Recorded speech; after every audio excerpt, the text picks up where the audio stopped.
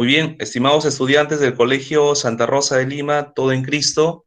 Hoy 16 de junio vamos a continuar con el desarrollo de nuestras clases de literatura, que es un componente muy importante, al igual que la gramática, al igual que la sintaxis, y referente a lo que es el cuarto grado de educación secundaria, que como todos sabemos corresponde a propiamente el área de comunicación. Por lo tanto, ya nosotros en un avance cronológico hemos ido viendo la evolución de cada uno de estos movimientos literarios, desde la época precolombina, pasando por la época de la conquista, de la colonia, el virreinato, y nos hemos centrado en los autores básicamente de la literatura republicana. Es decir, ya estamos iniciando los 1800, ya pasamos la independencia, y hoy vamos a tomar desde la participación de un año, que es el nacimiento de Ricardo Palma, sobre lo que pudo hacer este autor en función a su legado histórico, a su legado literario y sobre todo a la trascendencia de sus obras. ¿De acuerdo? Entonces ya nuestra editorial nos propone un videíto cortito que vamos a ver. Yo sé que hay temas de audio, de todas maneras voy a escribir, a ver esta dirección en el chat, pero también está en parte subtitulado, así que no habría ningún problema. ¿Ok? Tras la difusión del audio, ya podemos participar, como siempre lo hacemos, de manera alturada, siempre bajo los patrones del respeto, la consideración y sobre todo la tolerancia. ¿Ok, jóvenes? Vamos entonces a conocer en esta clase un poquito acerca de la vida del tradicionista Ricardo Palma Soriano.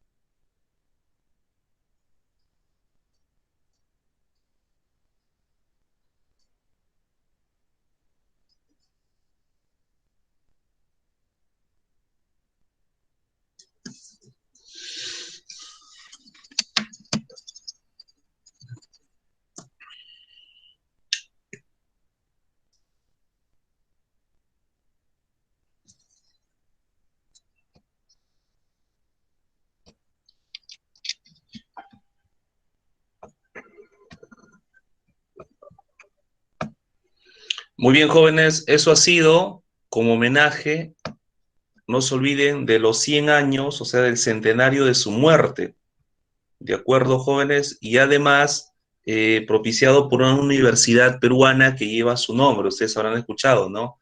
La Universidad Ricardo Palma, que queda en Lima. Entonces, este autor muy insigne, muy prolífico, es lo que nosotros vamos a desarrollar como complemento a los autores de la literatura republicana. Recuerden, hemos visto, por ejemplo, el costumbrismo, recuerdan, dos autores, uno que representa el criollismo, como fue Manuel Asensio Segura, otro que representa el anticriollismo, quien fue Felipe Pardo de Aliaga, recuerdan las obras Ñacatita y Un viaje, la historia del niño Goyito.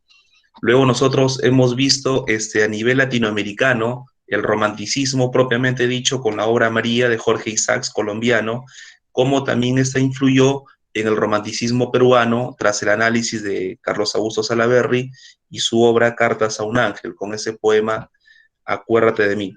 Entonces, el único autor que nos faltaba configurar es Ricardo Palma. Ahora, como ustedes escucharon un poquito y seguramente les han hablado otros años, normalmente él se llamaba en la adolescencia Manuel Palma, ¿de acuerdo? Logra estudiar, por ejemplo, en el Real Convictorio San Carlos, pero decide abandonar el aspecto del ser clérigo, sacerdote, por el tema de la literatura. Aunque en parte de su vida, este autor ingresa a la Marina, ya diremos por qué. Miren, jóvenes, entonces durante su adolescencia se llamó Manuel Palma. Ahora ustedes dirán, ¿y en qué momento de su historia él pues decide hacerse llamar Ricardo Palma, es decir, por su segundo nombre? Y básicamente, como él decía en sus escritos, en sus tradiciones, decía muy a menudo, cuando le hacían preguntas muy polémicas, muy difíciles de contestar de su vida personal, él decía, no, volvemos enseguida. Entonces, de igual manera, él, a la edad de los 20 años, él está prendidamente enamorado de una dama, obviamente, llamada para ese entonces Cristina, porque son muchas las musas que él tiene, y decide casarse. Pero un día antes conversa con un amigo y le dice, oye, Ricardo, ¿tú te vas a casar? 20 años, no, estás complicando a la chica, te estás complicando ella, así que no. Así que ustedes son jóvenes, el amor de los jóvenes pasa rápido, se cura pronto. Por lo tanto, es este hombre, un buen amigo suyo, quien le da una carta y lo nombra ya marinero. De esa manera, el señor Palma abandona a la chica, ¿no? Porque decide que es muy joven para casarse y decide hacerse marinero y va conociendo parte de la costa peruana. Es en ese momento que deja de llamarse Manuel y opta por que le digan y lo conozcan todos como Ricardo Palma, ¿se dan cuenta? Entonces siempre él en la marina, estos barcos tenían buena biblioteca y como el tiempo les quedaba libre, él ahí es donde él empieza a estudiar, a recoger, a apuntar. Ahora, como es parte de la marina, obviamente los textos eran históricos, cronológicos, de años, y estamos en todo el conflicto, estamos terminando el conflicto de lo que sería el último combate. ¿Cuál es? El denominado que se desarrolla en el 2 de mayo, donde se termina de expulsar netamente a los chilenos y donde, por ejemplo, pierde la vida José Gálvez, ¿no? Quien era amigo muy cercano a Ricardo Palma. Entonces, miren, cómo nosotros vamos configurando. Él nace el 7 de febrero de 1833. Ahora, ¿cuál es lo curioso? Miren, que sus padres fue un señor cajamarquino y su madre fue una dama de Cañete. Es decir, él no viene de un gran linaje, de la aristocracia, no, o sea, es un hombre de pueblo, ¿no? De clase media que ha sabido salir adelante bajo sus méritos. ¿Cuál fue algo que siempre lo tuvieron en cuenta los presidentes de turno? Su habilidad para escribir, ¿no? La forma de mostrarse. Él fue también senador, fue diputado, fue fundador de la RAE en el Perú, representante también de la Biblioteca Nacional. En un periodo, recuerden ustedes que tras la guerra con Chile, los libros fueron quemados, robados, ¿no? Entonces la biblioteca quedó desabastecida. Tras la elección de Ricardo Palma, él lo que hace es algo muy altruista. Empieza a escribir a los diversos gobiernos, ministerios, utilizando obviamente su buen nombre, porque Ricardo Palma, él colaboraba con algunos periódicos de Chile, de Argentina. Es más, ¿no? Siempre le invitaban a trabajar. Una temporada la pasa, por ejemplo, desterrado en Chile, donde él colabora con estos diarios. Entonces, utilizando su buen nombre y tocando la casa de las familias más adineradas y aristocráticas, consigue que le donen libros. Es decir, de encontrar una biblioteca, digamos, por el suelo, Ricardo Palma se calcula que logró obtener más de 20.000 nuevos libros. Obviamente todos originales, pues, ¿no? De familias adineradas y de los gobiernos y representantes muy importantes. Entonces, desde ahí se le denomina a él como el bibliotecario mendigo. Por otro lado, de Ricardo Palma siempre se nos ha dicho, ¿no? Que él es muy irónico, muy burlón, muy satírico, ¿no? Claro, y eso es en base también, jóvenes, a lo que él escribe propiamente en sus tradiciones peruanas. Pero aquí hay un dato muy importante, jóvenes, que Ricardo Palma no siempre escribió esta nueva vertiente que fue la tradición, que digamos es un relato histórico, pero contado a nivel literario. No, él también, por ejemplo, se inició en lo que es el teatro. En esa época, imagínense, estaba de moda el romanticismo. Entonces, quien no hacía obras amorosas, románticas, no tenía, digamos, la relevancia social de ese entonces. Entonces, él escribe 3 obras de teatro, ya La hermana del verdugo, Rodil y La muerte de la libertad. 3 obras de teatro, pero que finalmente no tuvo, digamos, el impacto que él esperaba. La crítica fue muy severa con estas obras y él terminó diciendo, bueno, fueron mis 3 monstruosidades o los errores de mis letras, ¿ya?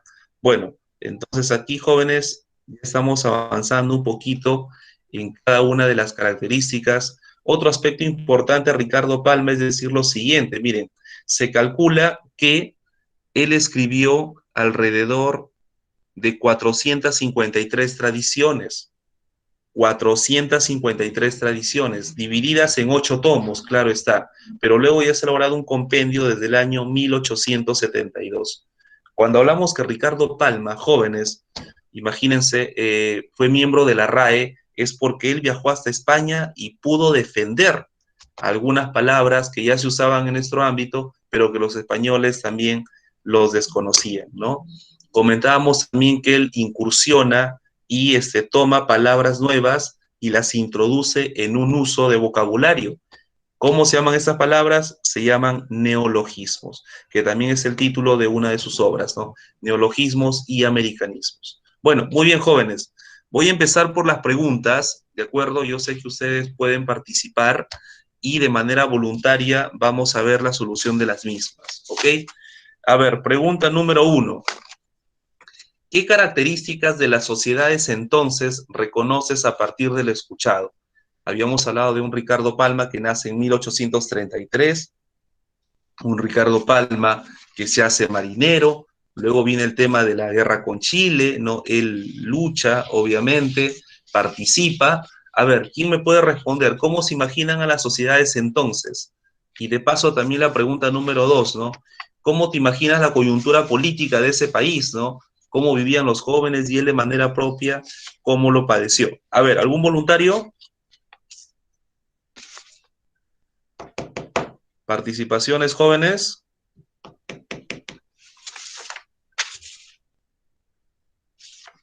A ver, voy a llamarles en todo caso, ¿ok? Castro, Ceballos, Oscar. Oscar. ¿El profesor? Sí, adelante. A ver, pregunta 1 y 2. A ver, ¿qué percepción tienes en relación a lo comentado? No, no tenía mucho. A ver. Son temas de historia. A ver, imagínate. A ver, Sí, vamos por partes. La guerra con Chile. A ver, ¿cómo nos encontró? ¿Cómo se desarrolló? A ver, ¿cómo crees que vivían las sociedades entonces?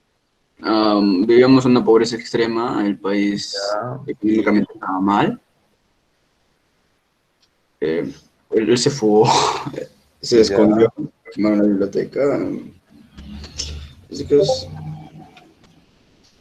pero, ¿qué tipo de características más o menos? Características de la sociedad. De la sociedad, ¿no? O sea, cuando hablamos de características de la sociedad, a ver, digamos, yo te pregunto, ¿por qué Ricardo Palma, imagínate, se dice que él tenía muchas influencias, tenía muchas relaciones? O sea, ¿qué de particular tenía Ricardo Palma? Primero no tenía dinero, ¿no? Era un tipo de pueblo. Pero ¿qué de especial tenía él? Que su buen nombre generaba confianza.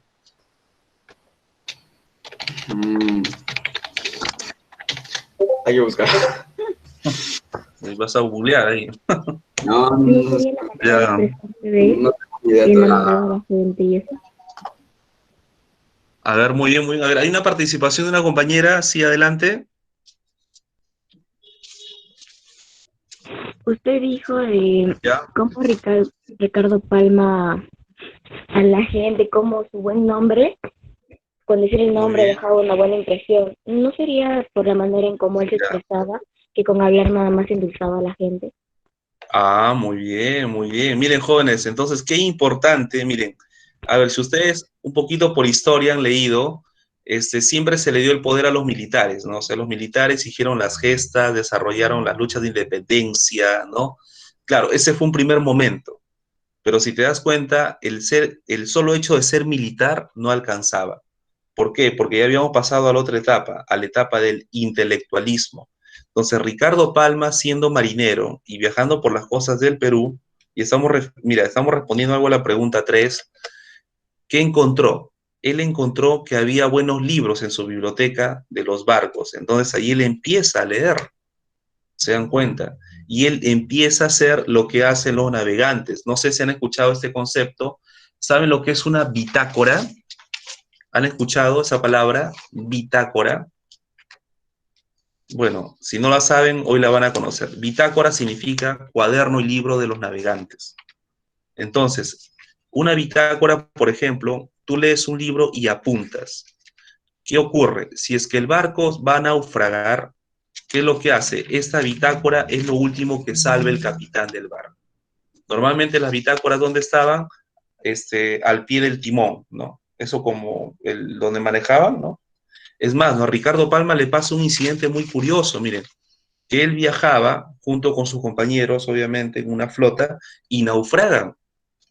Eran alrededor de 500. Y cuando empiezan a nadar, obviamente en la madrugada, obviamente el marinero tiene que saber nadar, a la orilla no llegan todos. Se calcula que llegan fallecen como 12 en alta mar. Una vez que llegan a la orilla, ni siquiera para decir, oye, estoy en una ciudad, en un pueblo, en una localidad, como para yo poder ver mi estado de salud. No, llegan a las costas, al norte del Perú, que es una zona desértica, y se dan cuenta que no hay poblados a los costados. Entonces ellos tuvieron, los sobrevivientes, que caminar largos días buscando un pueblo. En ese trayecto incluso mueren 66 personas más. Y cuando llegan a un pueblito, obviamente la gente no veía seres humanos que salen del mar, veían a fantasmas, veían que venían arrastrándose, lo veían con hambre, ¿no? Entonces, ese incidente también lo marca Ricardo Palma y entiende que el tema de la guerra no solamente tiene que agotarse con las armas, sino también con las ideas. Por eso es que Ricardo Palma, por ejemplo, fue secretario de José Gálvez, de quien murió, recuerden ustedes, ¿no? Le arrojan una granada y lo explotan y su cuerpo en 1866, por ejemplo. Entonces, Ricardo Palma, ¿por qué se salvó? Porque él, como sabía escribir y era intelectual, era, por ejemplo, el telegrafista.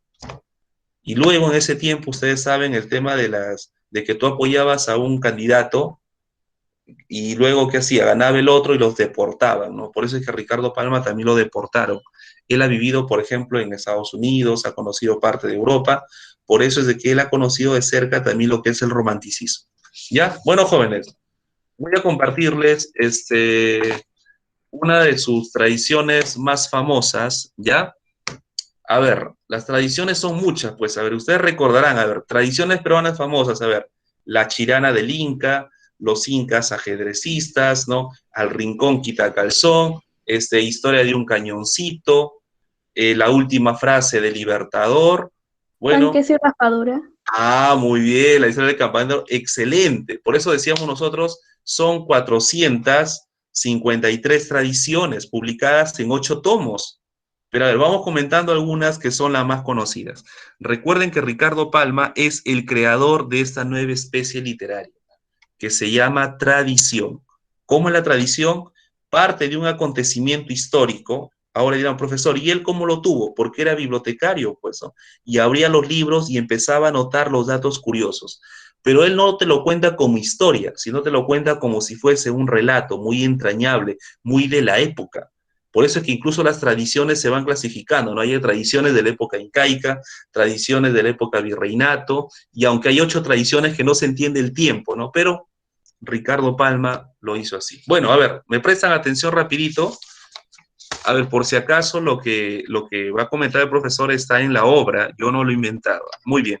A ver, yo lo que trato de hacer siempre es buscar en internet imágenes, no pensando en que sean nítidas o como dijo un compañero, profesor, está muy pixeleada la imagen. A ver, yo no he estudiado cine, jóvenes. Yo trato de buscar las imágenes en internet, pero que más o menos representen a la historia, a la época, ¿me entienden? ¿Ya? Bueno, el título de esta tradición es Don Dimas de la Tijereta. Entonces, la primera pregunta que se hace a Ricardo Palma, empieza en la tradición, dice, ¿no? Como dícese que se era, en aquella época, todos se preguntaban, oye, ¿cuál es el arte de los notarios, los escribanos, los leguleyos, esos hombres de letra, porque son muy importantes, que basta su firma para que los contratos se realicen? Y esta es la historia de un notario, un escribano, un leguleyo, muy particular, don Dimas de la Tijereta, ahí lo ven ustedes, un hombre ya entrado en años, ¿no? Obviamente aristócrata, muy bien vestido, pero ¿qué nos cuenta Ricardo Palma? Que cayó en el peor ridículo que puede cometer un hombre mayor. ¿Y cuál creen ustedes que es el peor de los ridículos de un hombre viejo? Enamorarse. Pero Enamorarse. dirá, claro, uno dirá, profesor, pero enamorarse no es malo, claro. Si te enamoras pues de tu esposa de tu edad no hay ningún problema, ¿no? Te enamoras de sus hijos o de tu religión. Pero don Dimas de la Tijereta se había enamorado de una jovencita de 20 años, ¿ya? De nombre Visitación. Entonces, obviamente, como él era muy importante y tenía dinero, pues era un notario, ¿no? Conocido, ahí lo ven ustedes en la imagen, se está acicalando, está viéndose el traje, ¿no? Poniéndose los anillos y sabiendo que esa jovencita de 20 años no va a ser muy fácil de que responda a sus pliegos amorosos, le prepara grandes obsequios y grandes regalos. Muy bien, la señorita accede en un primer momento a encontrarse con don Dimas de la Tijereta. El nombre de la señorita es Visitación, ¿ya? No se olviden, don Dimas el protagonista, el notario, y Visitación, que es la doncella de 20 años. Ahora, Visitación obviamente veía en él a un hombre ridículo, entrado en años, ¿no? Pero de alguna forma, Visitación sabía de su belleza, de sus encantos, y a don Dimas de la Tijereta lo tenía hechizado, como dice en el texto. Por lo tanto, don Dimas le hablaba, le rogaba, le pedía que viva con él, ¿no? Que tenía intenciones serias, pero ella no le hacía caso. Y don Dimas siempre le daba uno que otro regalo. Como ustedes pueden observar, ese collar. Entonces, Visitación tomaba el regalo, no solamente le daba ideales, aspiraciones, es decir, no le decía ni sí ni no. Pero don Dimas la Tijereta vivía con ese deseo, ¿no? De querer quedarse con ella y pasar el tiempo. Me dirán, profesor, ¿y don Dimas tenía familia? No, no se precisa, pero sí nos da a entender en la tradición de que era un hombre solo, que se había dedicado mucho al trabajo, había descuidado su vida personal, pero él sentía la necesidad de a su edad tener a alguien solo. Entonces, ya cansado de esta situación, que Visitación no le hacía caso a sus pliegos amorosos, ya molesto, tras el último abandono y rechazo de Visitación, don Dimas está en la banca del parque, ¿no? Golpea la banca, la estructura de madera, y empieza a decir más o menos lo siguiente, ¿no? ¡Ay, con esta mujer! ¡Ay, que no me acepta!, ¿no? Soy capaz de darle mi almilla hasta el mismísimo demonio con tal de tenerle entre mis brazos. De nuevo, ¿ah? ¿Qué dijo don Dimas de la Tijereta? Soy capaz de darle mi almilla hasta el mismísimo demonio con tal de tener a Visitación entre mis brazos. Imagínense, esta expresión, ¿no? Retumbó en los terrenos del inframundo, en el Averno, y el mismísimo Satanás, que está atento, ¿no? Lucifer, otro sinónimo es Mefistófeles, por ejemplo, ¿no? Está muy atento a lo que le pasa a los hombres, a las debilidades humanas, llama a su secretario, porque imagínate, él es muy ocupado, pues Lucifer. Lo llama a su secretario porque también, como estamos en temas de leyes, de legalidades, ¿no? Su secretario también es otro demonio menor llamado Lilith. Lilith, ¿no? Y viene pues el escribano del inframundo, el que lleva las cuentas, los contratos, ¿no? Le dice, sí, mi amo, ve a ver a don Dimas de la Tijereta. está implorándonos, nos está invocándolos, vea que firme el contrato. Y Lilith, obviamente, viaja hasta la tierra. Y don Dimas de la Tijereta, que venía golpeando la banca y expresando, ¿no? Soy capaz de entregarme al mismísimo demonio, aparece en un lugar desconocido junto a Lilith. Y aquí he tratado de ver una imagen un tanto simpática. Lilith, obviamente, lo mira a don Dimas de la Tijereta. Don Dimas de la Tijereta ve este aspecto del azufre, ¿no? Los humos, los colores, y empieza a temblar. Lilith le muestra el contrato. Y don Dimas de la Tijereta, como buen notario, empieza a leerlo, pues, ¿no? Imagínate, un notario sabe leer y sabe firmar. Empieza a leer y Lilith le dice, mira, Dimas, ¿tú quieres esa visitación? Sí, la amo, le dice. Mi amo, Lucifer, te la va a dar por 3 años. Tú vas a rejuvenecer, vas a vivir con ella y vas a alcanzar la felicidad suprema. Y don Dimas de la Tijereta dice, y a cambio, no, a cambio nada, le dice Lilith. Tú ya has expresado tu deseo. ¿Y tu deseo qué cosa es? Entregarnos tu alma. Y don Dimas de la Tijereta, Ricardo Palma lo comenta muy curioso, dice, muy bien, que quede y que conste en el documento. Yo dije mi almilla. Y Lilith pues dijo, bueno, Dimas, alma o almilla, igualito es para nosotros. 3 años de felicidad a cambio de tu almilla. Dicho, hecho, ¿no? Y obviamente muestra el contrato, y ustedes saben de que ya viene firmado, pues no, Lucifer ya tiene su patente, ya lo trae firmado, y don Dimas la Tijereta dice, ¿y ahora cómo firmo? El diablo Lilith le hace ¿no? Le pincha en el dedo, y con la sangre de don Dimas la Tijereta también firma el documento. Es decir, el contrato ya se había realizado. Lilith desaparece, don Dimas despierta en la misma banca, ¿no? Piensa que todo esto ha sido un sueño, una pesadilla, y va a su casa, ¿no? Volviendo con el dolor nuevamente de esa tarde de que Visitación lo había abandonado y que nuevamente iba a ser un hombre solo y desgraciado. Pero cuando llega a su casa, jóvenes, ven que el demonio había cumplido su promesa, porque abre la puerta de su casa y encuentra en su alcoba a Visitación. Él no entiende esta situación y dice, oye, lo que me ha pasado es real. Y Visitación pues se entrega a sus brazos, a sus besos, y de esta manera Visitación convive con el escribano, imagínense. Y en la última imagen que ustedes pueden ver, don Dimas de la Tijereta se siente rejuvenecido, está muy feliz porque logra conquistar y convivir con su amada Visitación. Y luego dice Ricardo Palma, como el agua bajo el puente siempre discurre, pasa el tiempo. Y ya habían pasado los 3 años. Claro que don Dimas de la Tijereta ya se había olvidado de esta situación, pues, ¿no? Pensó que esto era eterno. Y llegan a cumplirse los 3 años. Aparece nuevamente el demonio Lilith, que es el secretario de Lucifer, y le exige el cumplimiento del contrato. Don Dimas de la Tijereta, ¿no? Lo queda mirando y le dice, ¿pero cuál contrato? No, le dice, tú has firmado, así como en la película el contrato de San Venganza del ciclista, ¿recuerda? Bueno, del Vengador Fantasma. Entonces, igualito, miren, don Dimas de la Tijereta dice, muy tranquilo, muy bien, Lilith, no hay problema, yo soy un hombre de palabras, soy un hombre de leyes, voy a cumplir mi promesa. Y empieza a quitarse la ropa.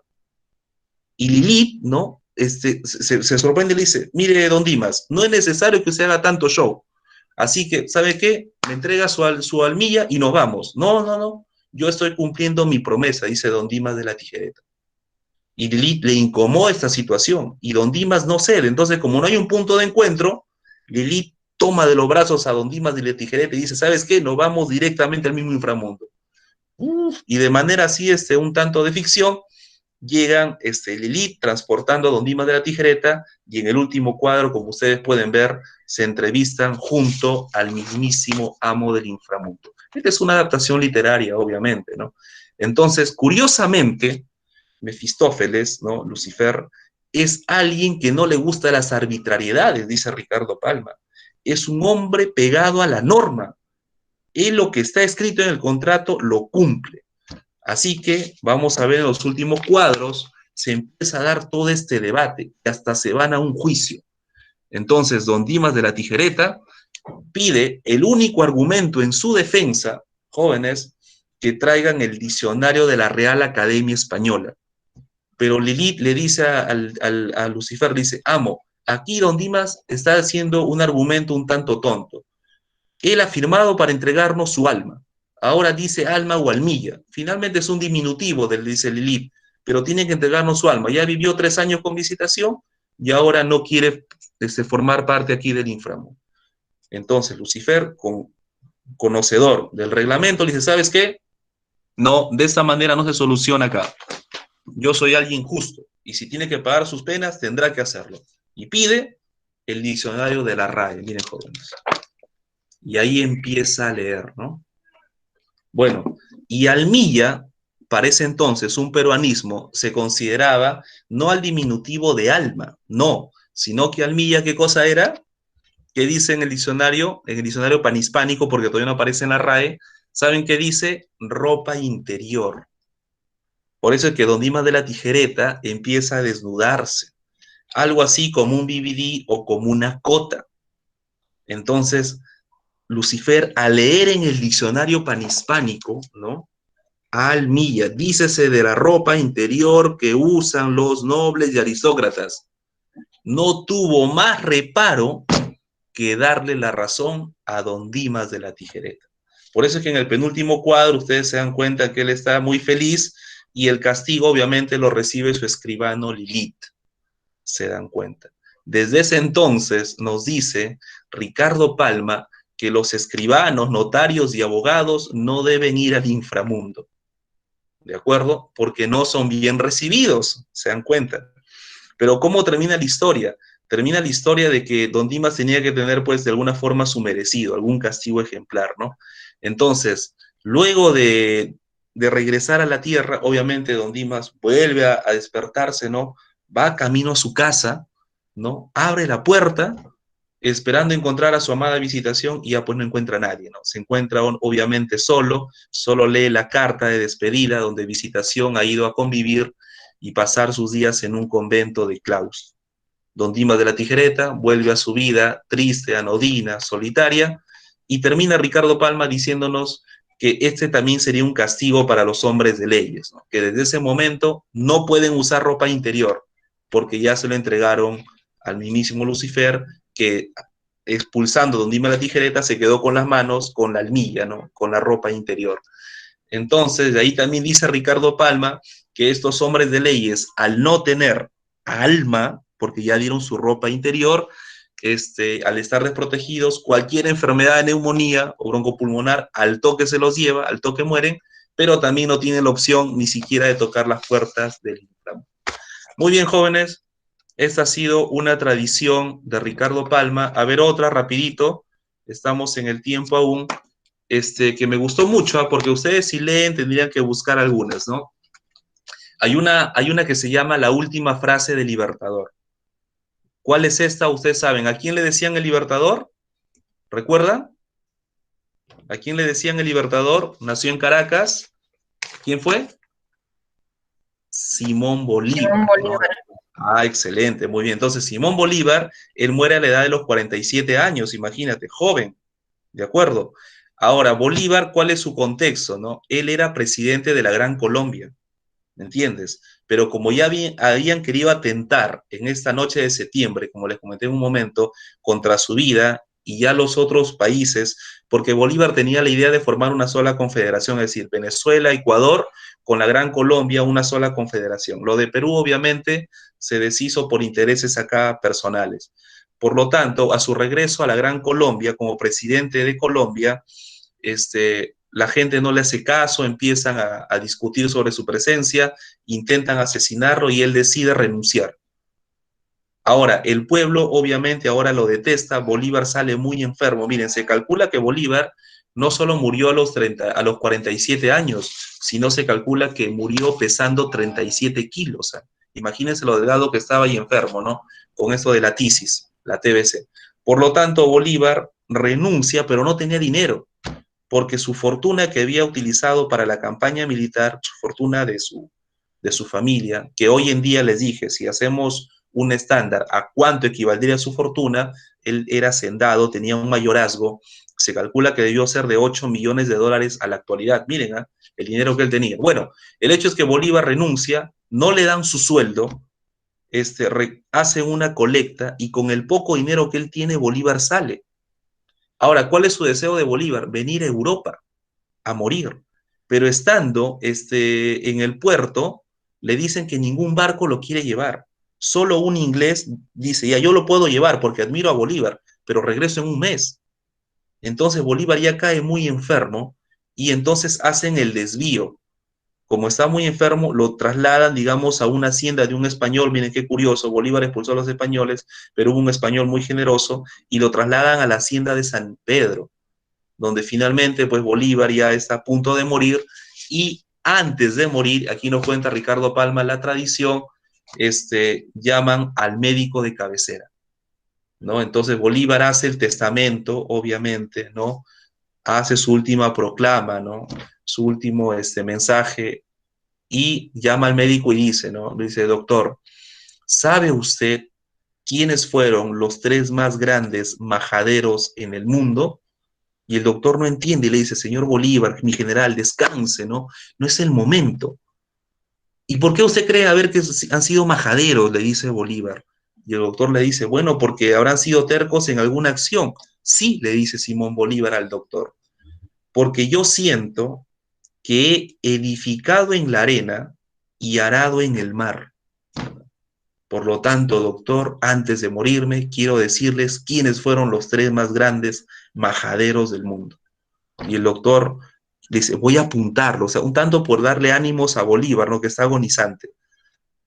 Y Bolívar le dice, los tres más grandes majaderos del mundo hemos sido, dando ya la intención que va a morir, Jesucristo, Don Quijote y yo. Entonces, con esto también Ricardo Palma nos menciona que el ideal de Simón Bolívar se deshizo, ¿no? ¿Por qué? Porque las personas no entendieron lo que él realmente quería realizar. Bueno, jóvenes, de esta manera he culminado lo que sería Ricardo Palma. Vamos nosotros a partir ya del taller propiamente, socializando nuestras respuestas. ¿De acuerdo? Bien, entonces vamos a desarrollar esa actividad. Sí, en el texto me acompañan en la página 122, ¿ya? Vamos a conocer entonces de manera propia, en la expresión escrita, cómo fue la vigencia de Ricardo Palma Soriano. Profesor,